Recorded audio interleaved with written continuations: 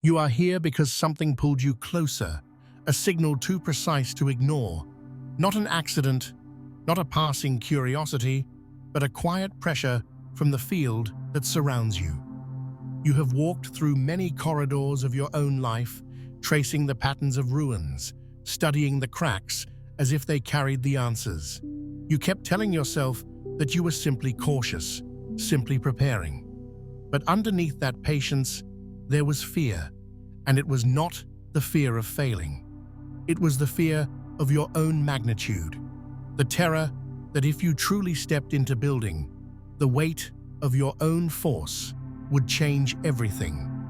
The field always whispers first, not with words, but with that sudden sensation that you are late for something only you can arrive at. It lingers when you lie awake, staring at ceilings that no longer speak to you. It calls you when you repeat the same cycle again, polishing broken stones as if they were jewels. You feel safe among ruins because they ask nothing new of you. They confirm your survival. They do not demand your expansion. But the whisper is growing louder. It tells you that your presence here is not random. It tells you that you are not finished. Somewhere inside, you know this already. That is why no comfort has been enough. That is why you have not been able to relax into small victories. You did not come here to tend to fragments. You came here to alter the architecture of your existence. The contradiction that has ruled you is sharp. You were never afraid of falling. You were afraid of rising. Falling confirms the script you already know: pain, struggle, recovery. Rising threatens every narrative you have built to explain your limits. If you expand, you can no longer claim the safety of staying small. You can no longer hide behind the dust of collapsed walls. The ruins lose their purpose the moment you see them for what they are: monuments of hesitation. And so the field presses against you, the way air presses against lungs before a scream. It wants collapse, but not the collapse of your world, only of your excuses. The pulse beneath your skin knows this truth. The old logic breaks apart because it was inverted from the start. You thought you were protecting yourself from loss, but in truth, you were protecting yourself from power. The ruins gave you something to polish, but they never gave you breath. You kept choosing them because they were familiar. Now they suffocate. The choice standing before you is not framed by external voices, not dictated by chance or circumstance. It is written inside the pressure you feel right now, the unshakable recognition that something must tilt, something must move. This is not ambition speaking. Ambition wants applause. This is necessity. The signal comes because you cannot return to tending ruins without betraying the echo that lives in your chest. The moment you hear the whisper, you cannot unhear it. You can try to ignore it, cover it with noise, bury it under duties and distractions. But silence always finds a crack, and through that crack, the field enters again. It does not shout. It waits. It knows that sooner or later, you will realize there is no safety in ruins, only delay. It knows that the ruins were never meant to hold you. They were meant to exhaust you until you had no choice but to stand. This is where we begin. The signal is not warning you of danger. It is warning you of stagnation. You have circled the same perimeter long enough. The time to interpret cracks has ended. The time to build is approaching. Not because you are ready, not because conditions are perfect, but because the ruins can no longer hold your weight. The whisper becomes a call. The call becomes a demand. And the demand is simple: move. You have been loyal to ruins. You touched them every day, polished their edges, traced their fractures with reverence. They became your museum, and you appointed yourself the curator. You believed that by guarding them, you were preserving truth. You thought you were keeping history alive, but what you were really preserving was paralysis. You mistook the comfort of familiarity for safety. You confused the echo of collapse with the sound of stability. Ruins seduce because they do not threaten to grow.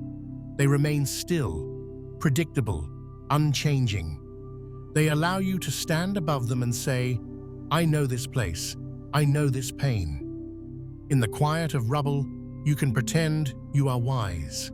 You can pretend that endless reflection equals transformation. But the flowers that bloom through cracks do not bring back the building. They decorate the absence.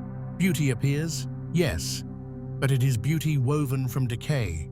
It is the charm of nostalgia, not the pulse of creation.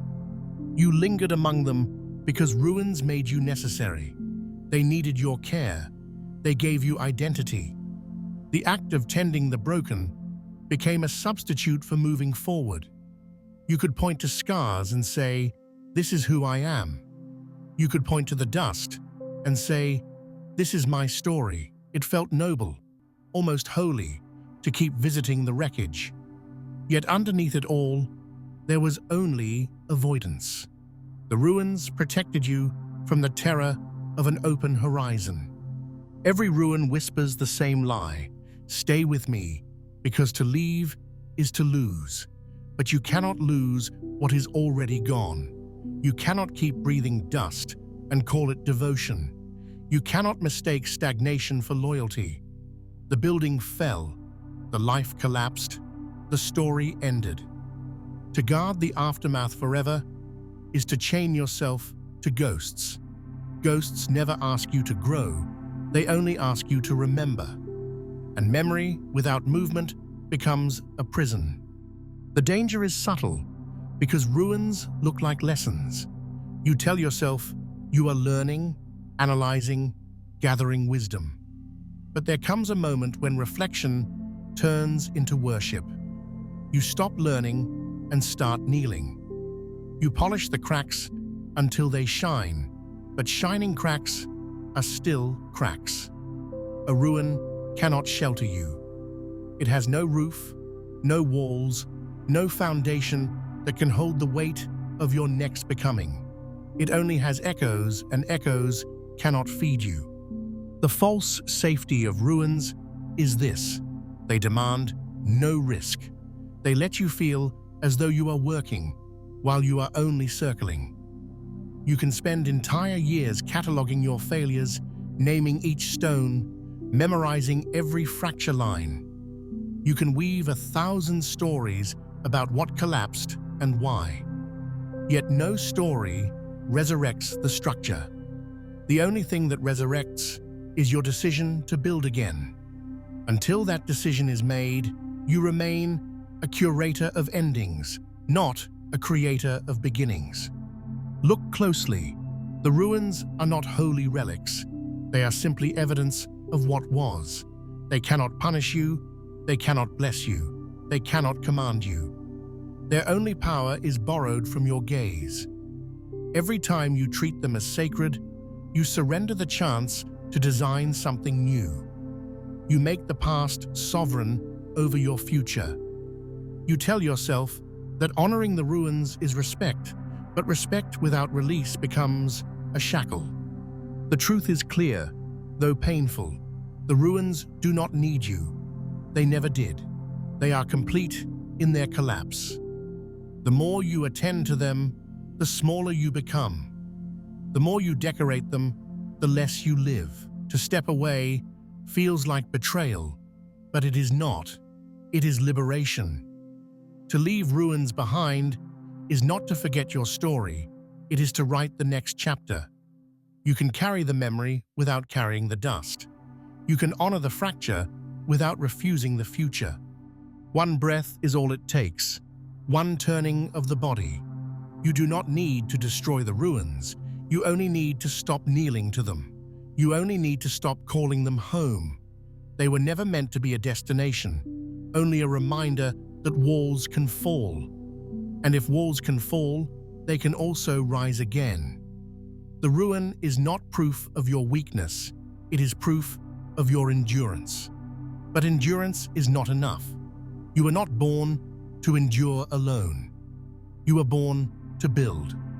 There comes a point where standing among ruins begins to dissolve you. You feel it in your chest, the strange heaviness of repeating the same stories, the same explanations. You say to yourself, I am still processing, I am still learning. But in truth, you are circling the same perimeter until the circle itself becomes a cage. The ruins whisper that you belong to them, that leaving means betrayal, that the dust is your destiny, yet the deeper truth presses harder. You are not here to conserve wreckage, you are here to choose. Choice has always frightened you more than collapse. Collapse is passive, it happens to you.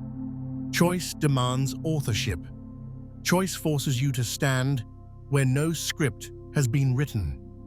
To remain in ruins is to remain scripted, safe in tragedy, safe in familiar sorrow. But when you step into choice, the horizon opens, and the horizon terrifies because it contains both possibility and responsibility. You cannot predict its outcome, you cannot hide behind inevitability. You are naked in front of the unknown, and this nakedness is the true source of your trembling.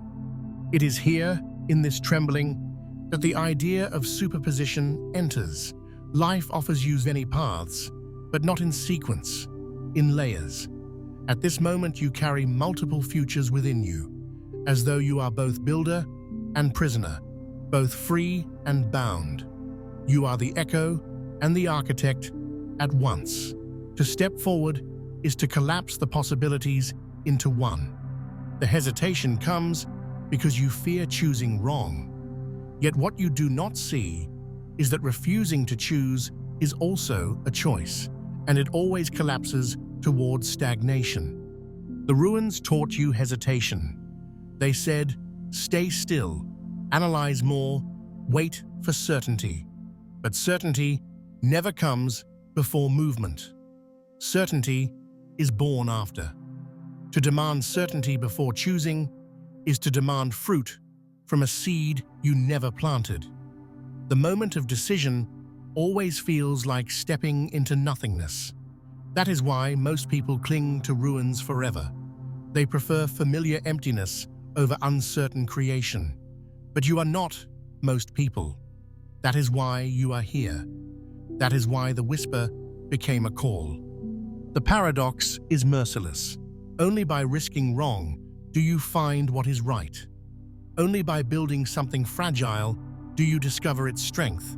If you wait until the design is perfect, you will wait forever. If you demand guarantees, you will starve among ruins. The field does not give you certainty, it gives you signals. Signals are not answers, they are invitations. To accept is to move, to refuse is to decay. Every signal carries you to the edge of choice, and at that edge, you discover who you are. Look closely at yourself. Do you truly fear failure, or do you fear transformation? Failure you already know. You have survived collapse before. But transformation means leaving behind the identity you built around your ruins. Transformation means you no longer get to say, I am the one who lost. You would have to say, I am the one who builds. That shift feels unbearable because it strips away the story you told yourself for so long. Yet it is precisely that stripping that frees you. The signal has never promised ease. It has promised truth. And truth does not flatter, it demands. It demands that you stop postponing. It demands that you admit your fear is not of ruins, but of leaving them. It demands that you collapse the superposition, that you stop being both prisoner and architect, that you choose one. And though the choice terrifies, it is also the only act that will return you to breath. To choose is to live. To hesitate is to suffocate. You stand at the threshold now, holding both versions of yourself in trembling hands. One hand holds the curator of ruins, endlessly revisiting, endlessly explaining. The other hand holds the architect of becoming, unsure, unstable, but alive. You cannot hold both forever. The weight is tearing you apart. At some point, the body decides. The whisper grows into pressure, the pressure into urgency. You cannot stand still. You will either step into creation or sink deeper into dust. There is no third path. The moment is here. The signal is louder than memory, stronger than fear. It is not asking you to understand. It is asking you to move. And as you stand before the horizon, trembling with both terror and anticipation, you realize the truth you denied for so long. The ruins never defined you. The choice does. The body remembers what the mind avoids. Every time you return to ruins, your muscles tighten, your breath shortens, your pulse turns shallow. You think you are standing still, but stillness is an illusion. You are slowly sinking. The weight of unchosen futures presses into your spine, bending you toward the dust. You feel it as fatigue, as apathy, as the heavy silence that swallows even joy. Yet beneath that silence, something still vibrates, waiting to break the pattern. Patterns are ancient prisons. They disguise themselves as comfort, as predictability, as stability, but in truth, they are cages with invisible bars. The ruins are not just physical memories, they are patterns of thought and feeling, loops you replay because they are familiar. You carry them like a rhythm, repeating the same arguments in your head, the same doubts, the same excuses. You tell yourself it is analysis, but it is ritual, the ritual of delay. To break a pattern is not to destroy it violently, but to refuse its rhythm. When the mind expects repetition, you answer with interruption. That interruption feels like death, because the identity tied to the pattern begins to crumble. And in a way, it is death. It is the death of the smaller self, the curator who refused to build. It is the death of hesitation, disguised as wisdom. You cannot break a pattern without breaking the part of you that fed it. This is why people cling to ruins. They know that stepping away does not simply mean leaving a place, it means leaving a version of themselves. The self who survived collapse, the self who guarded fragments, the self who made sorrow a home. Letting go feels like treason, because you are not just abandoning ruins, you are abandoning the identity born from them. But what you call treason is liberation. What you call betrayal is transformation. The whisper grows sharper here. It no longer speaks in vague sensations, but in direct pressure. You feel it in dreams, in sudden flashes of clarity, in the moments when your excuses ring hollow. The whisper says, you are not repeating, you are rotting. The pattern is not protecting you, it is consuming you. The comfort you defend is only corrosion disguised as safety, and though the truth burns, you cannot unknow it. Once you see the pattern, the cage loses its power. There is a moment in every life where silence shifts. What once felt like peace now feels like suffocation. What once felt like stability now feels like decay. You cannot hide from this moment. It comes when the ruins no longer soothe, when the pattern no longer lulls. It comes when your own body rejects repetition, when your own breath demands change. That is the signal, not mystical, not abstract, felt directly in your skin, your bones, your pulse. The architecture of stagnation begins to crack from within. And here you stand, trembling not because you are weak, but because you are near a threshold. Every pattern resists its breaking. The closer you are to interruption, the louder the inner voices grow. They tell you to stay, to wait, to honor the ruins. They dress fear as logic, hesitation as patience. But you already know their language. You already know their outcome. To obey them is to keep circling dust. To resist them is to taste air for the first time. Breaking the pattern is the first act of creation. It is not dramatic, it is precise. A single refusal, a single interruption, a single step where you have always paused. That step shatters the ritual. That step tells the ruins you are not their servant. That step tells the field you are listening. It is never as large as you imagine.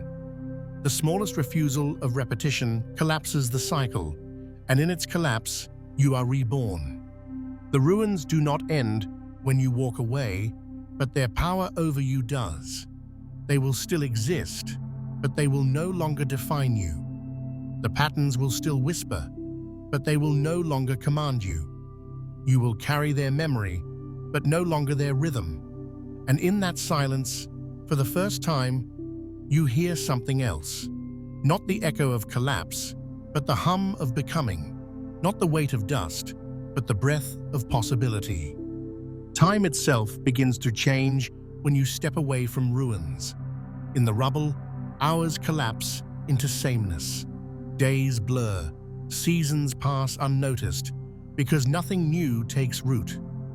You think you are waiting for the right moment, but waiting dissolves time into dust.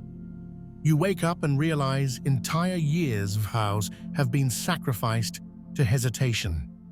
Yet the instant you shift, even slightly, time sharpens again. The air feels different, the light moves differently across your skin, and you understand that time was never empty. It was only withheld from you until you chose. Healing is not the soft passage of hours, it is the architecture of decision. Time alone does not heal. If it did, every wound would vanish simply by surviving long enough. But you know this is not true. Some wounds linger for decades, unchanging, because the pattern remains unbroken. It is not time that heals. It is the refusal to repeat. When you break the pattern, time flows again, and in that flow, healing appears. This is the hidden cruelty of ruins. They steal time. They convince you that reflecting endlessly is progress. They tell you that revisiting pain is proof of growth. But growth is not measured by how long you stare at the wound. It is measured by whether you let the wound dictate your rhythm. You can spend a lifetime touching the same scar, mistaking memory for transformation. Or you can breathe once, step once, and let time carry you forward. The field always honors movement. The moment you disrupt a cycle, reality itself responds. The world is not passive, it mirrors you.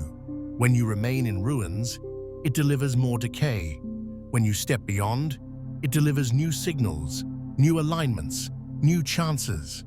It is not reward or punishment, it is resonance. Time bends toward the direction of your choice. That is why the whisper never stops. It knows that until you act, you will keep bending yourself backward, away from becoming. Do not confuse endurance with living. You have endured much already. You know how to survive collapse, how to carry dust in your lungs, how to walk among fragments. But endurance without expansion is only half a life. You were not born to measure your days by how well you bear decay. You were born to let time carve new shapes into you, to allow becoming to replace remembering. Endurance is the ground, not the destination. Without movement, endurance turns to stone. There is something sacred in refusing delay. It feels small at first, a flicker, a gesture almost invisible. But within that gesture lies the collapse of false eternities. All those years you thought you lost are not gone. They return the moment you move. Not as past days, but as concentrated force. Every postponed decision, every delayed step, every silenced breath gathers behind you, waiting for release. When you finally shift, that stored momentum surges. Time you thought wasted becomes fuel. The ruins tried to convince you that you missed your chance, that the collapse was final, that what fell can never rise again. But they lied. Nothing is final until you stop breathing. As long as you breathe, you are still within the field, still connected to the pulse that builds worlds. Even dust carries the memory of form. And if dust remembers, then you can remember too, not to dwell, but to build. The whisper carries this truth. You have not run out of time, you have only delayed its flow. The instant you refuse the ritual of ruins, time floods back into you. Your chest expands, your lungs draw deeper air, your pulse steadies not with silence, but with motion. You realize that waiting was the true decay, and that healing is simply another word for movement. So take the smallest step, even if it feels insignificant.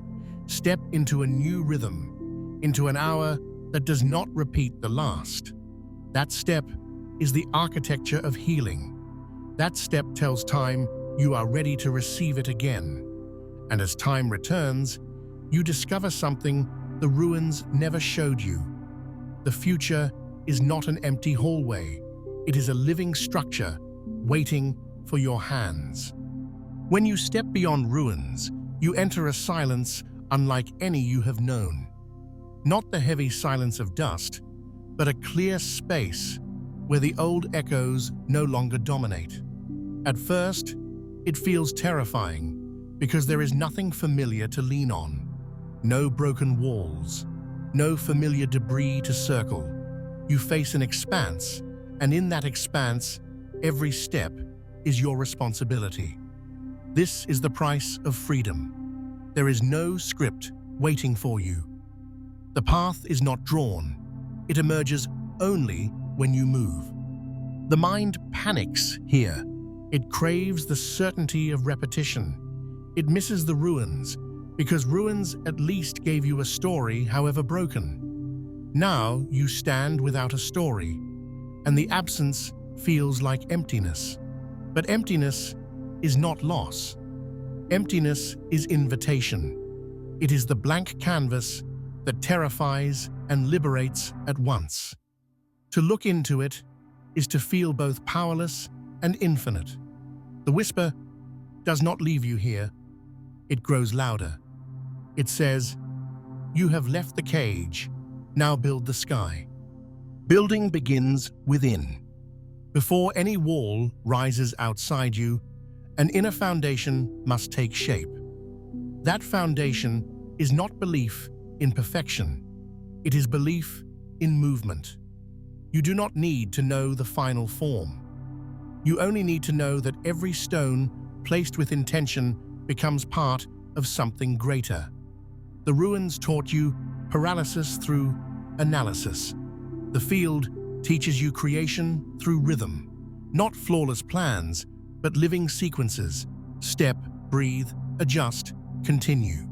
This is how foundations grow. Fear interrupts. It says, "What if you build wrong?" But wrong is not the opposite of right. Wrong is the shadow of progress. Every structure you raise, even if it later falls, refines your hand. Nothing is wasted once you are moving. The ruins were waste because they froze you. Building, even imperfectly, is always momentum, and momentum itself is sacred. It carries you past hesitation into a state where creation feels inevitable. You begin to notice how the world responds. Signals appear, unexpected encounters, sudden clarity, strange alignments. You once thought they were coincidences, but now you see them as resonance. The field mirrors your building. When you dare to place a stone, reality places one beside you. When you sketch a doorway, opportunity enters. When you carve a window, light arrives. None of it comes while you kneel in ruins. All of it waits for the moment you rise. The architect within you does not awaken with grand declarations, but with quiet persistence. Each morning, you choose again. You choose to step instead of circle, to breathe instead of suffocate, to create instead of remember. These choices weave into rhythm, and rhythm becomes architecture. Soon, you notice that what once felt impossible begins to feel inevitable. The ruins lose their pull because the structure of your becoming rises higher than their whispers. Do not expect applause here. The world often mistakes creation for madness. They will not see the foundation you are laying. They will only see that you walked away from ruins they themselves still guard. They will call you reckless, impatient, ungrateful. But their judgment is only a mirror of their own fear. You do not need their approval, because you are no longer curating their dust. You are building your horizon. And as the foundation strengthens, you discover something the ruins never offered: continuity. Where ruins fractured your days into circles, building binds your days into lines. You feel it as direction, as flow. The moments connect, not through repetition, but through progress. And this progress is not loud, not dramatic, but steady, and steady is what creates eternity. The whisper fades here, not because it is gone, but because you no longer need it. Its purpose was to guide you out of ruins. Now you have rhythm. Now you are listening to yourself. The silence is no longer terrifying. It is vast, yes, but within that vastness, you hear a new sound, the sound of your own architecture taking shape. The further you walk from ruins, the more you realize how much of your past was not truth, but interpretation. Memory is not a mirror. It is a canvas painted over countless times. In the ruins, you believed your story was fixed, carved in stone. But here, in the expanse of becoming, you see that even stone erodes, even scars reshape, even shadows shift with the light.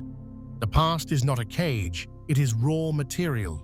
What you do with it now determines whether it poisons or empowers.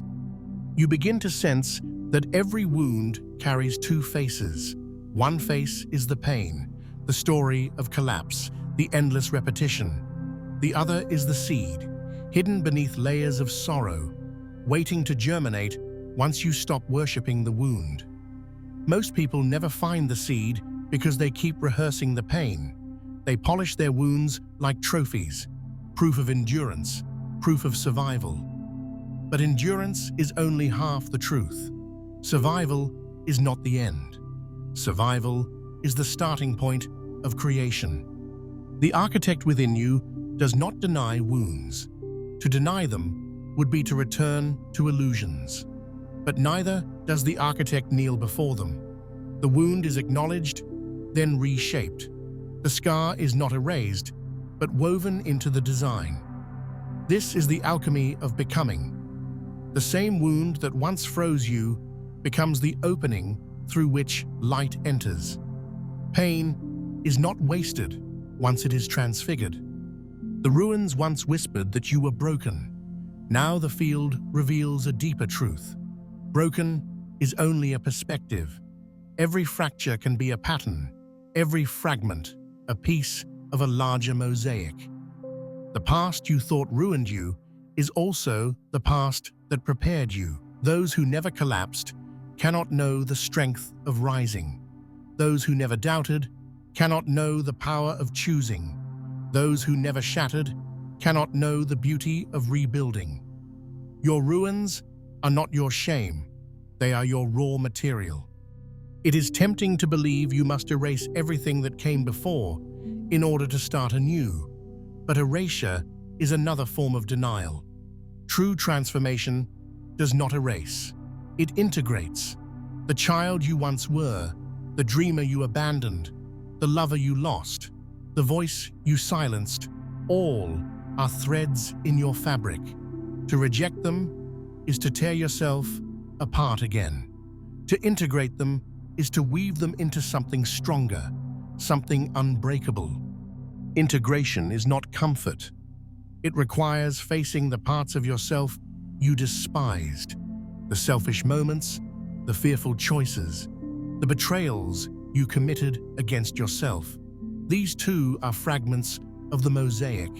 When you dare to face them without excuses, you reclaim them. And once reclaimed, they no longer sabotage from the shadows. They stand within you, transformed from enemies into pillars. What once weakened you now sustains you. This is the secret the ruins hid from you. You were never broken beyond repair. You were only unassembled. Your story was scattered, not destroyed. The collapse gave you fragments, but fragments are not the end. They are pieces waiting for design. To see this is to feel a new strength pulse through you, not the brittle strength of defense, but the deep strength of coherence. You begin to carry yourself differently, not heavier, but fuller. The world notices, though it cannot explain. People sense when someone has woven their ruins into architecture. They feel the gravity, the quiet certainty, the way your presence no longer begs but emanates. They do not know the battles you fought, the nights you drowned in hesitation, the scars you integrated. They only know that you stand differently now, that your silence carries weight. This is the language of coherence, and it needs no explanation. You understand now that becoming is not about escaping the past, but about reshaping it. The ruins remain, but they no longer haunt you. They are foundations, not prisons. You walk with them, not within them. And as you move further, the horizon expands, revealing not just survival, not just healing, but creation. Creation does not arrive with thunder. It begins quietly, like a tremor beneath your ribs, like the slow rising of a tide that refuses to stop. At first, you doubt it, thinking it is only a fleeting mood. But the longer you walk beyond ruins, the stronger it grows.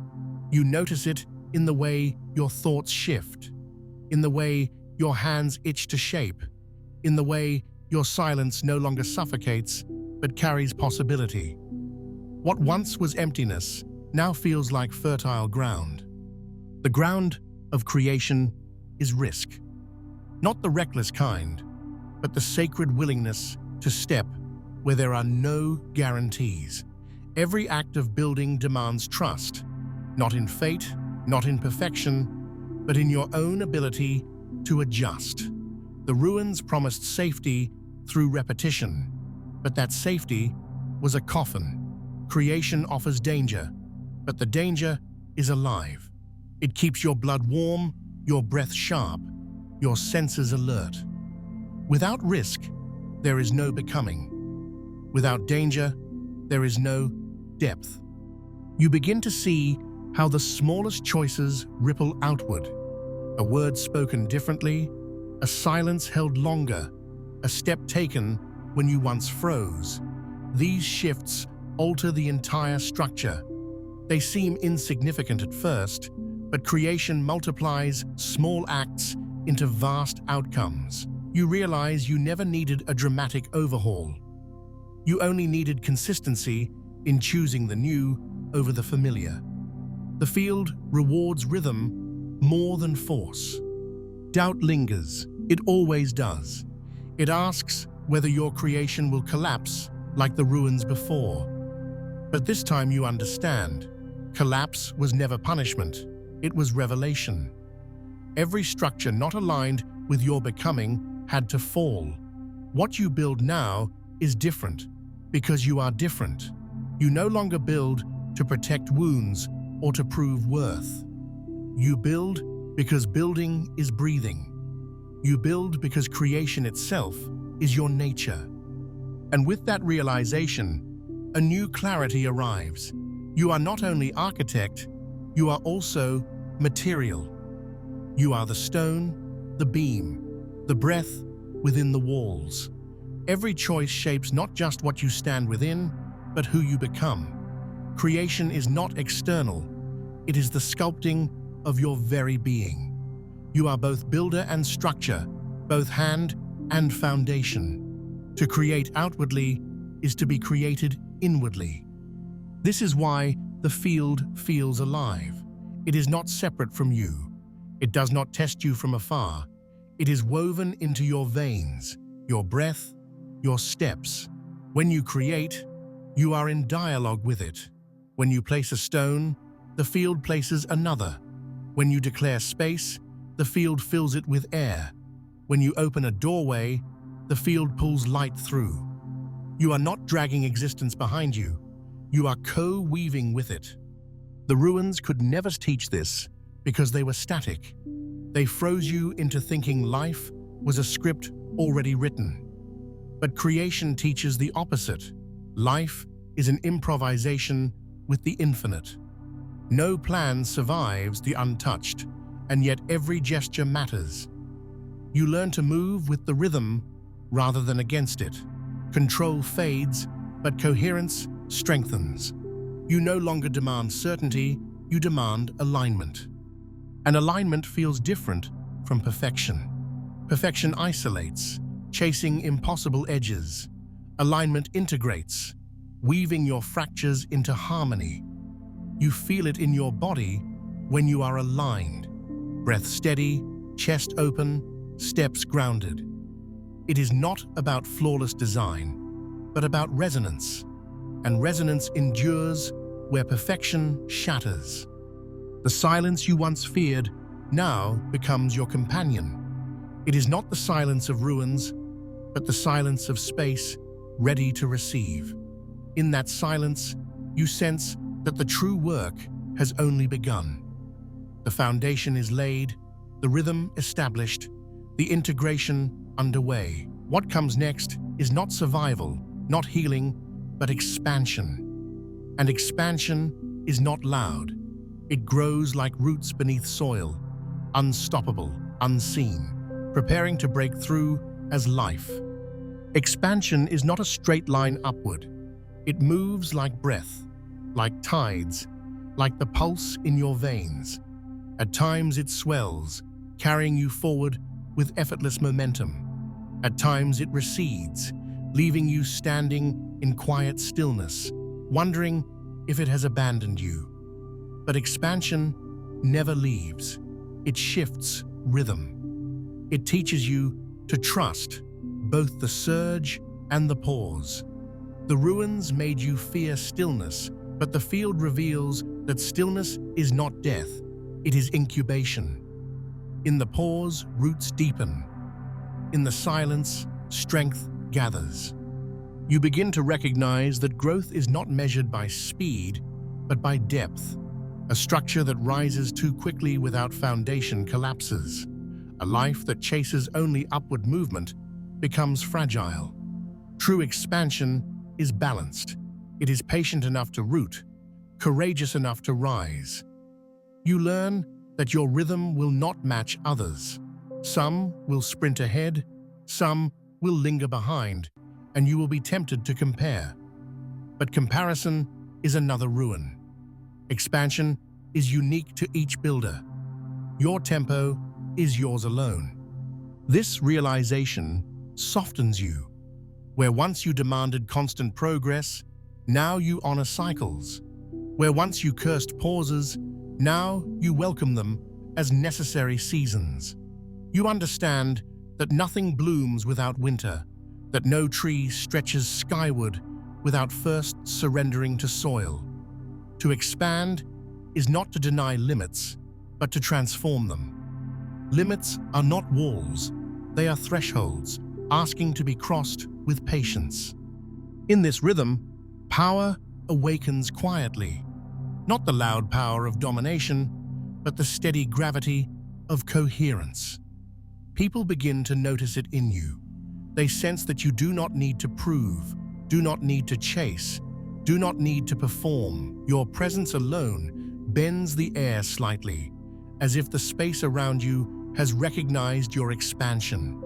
You are no longer defined by ruins or by reaction. You are defined by resonance. The danger here is subtle. Pride. Expansion can seduce you into thinking you have arrived, that the work is finished. But becoming has no finish. The moment you declare yourself complete, stagnation returns in disguise. The ruins wait for that arrogance, ready to reclaim you. So you learn humility, not the false humility of shrinking, but the true humility of remaining open. Expansion is infinite only if you remain a student of its rhythm. You discover that creation and destruction are not enemies. They are partners in the dance of expansion. Some structures you build will not endure.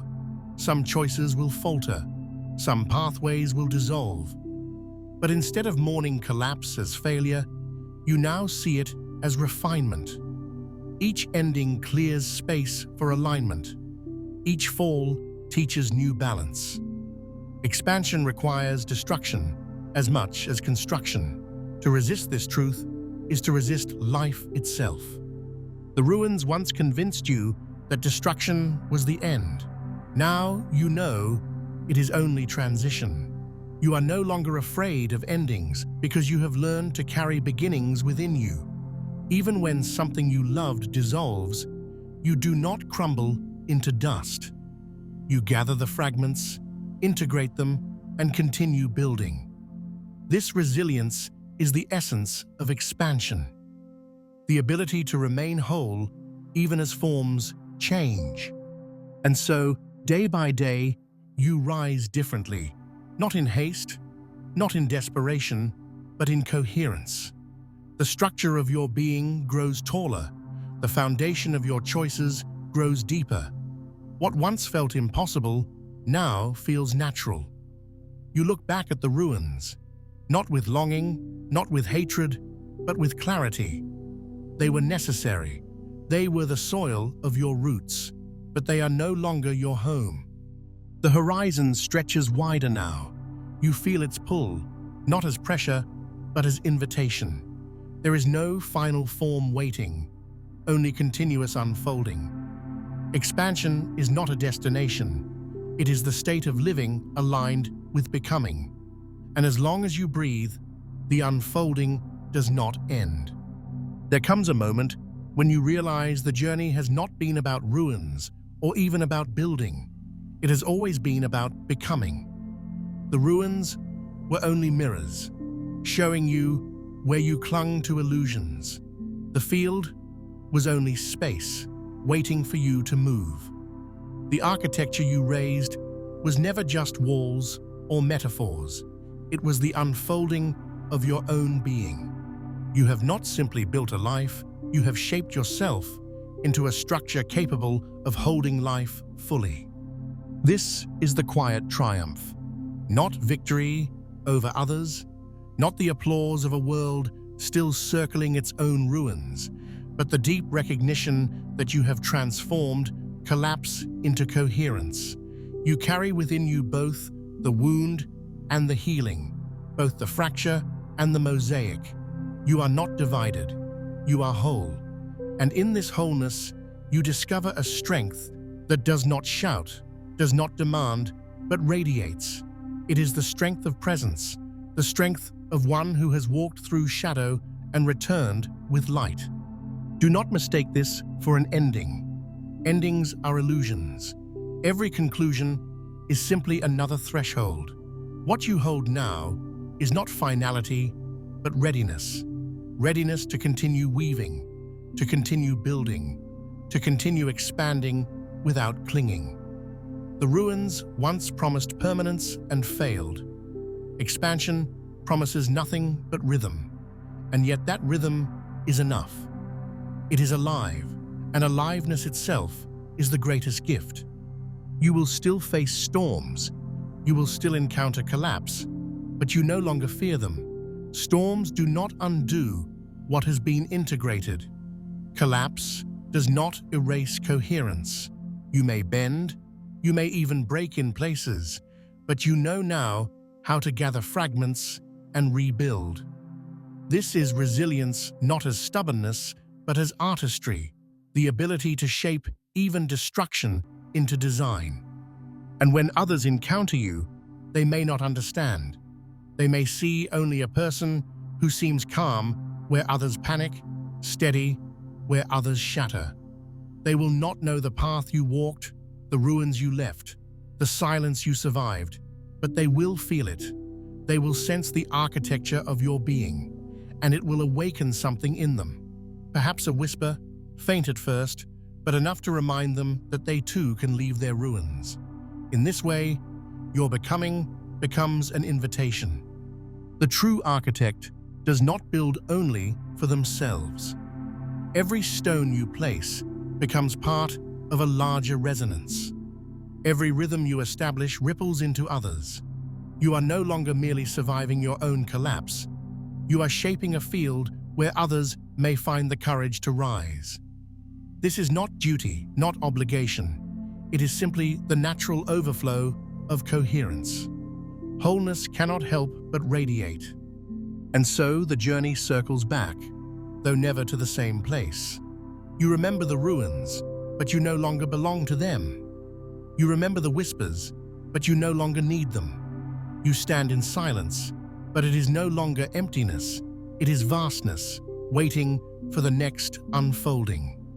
The architect within you smiles, not with pride, but with quiet certainty.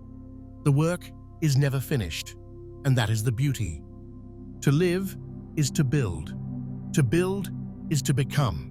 To become is to align with the rhythm of expansion that has no end. And in this rhythm, you are free.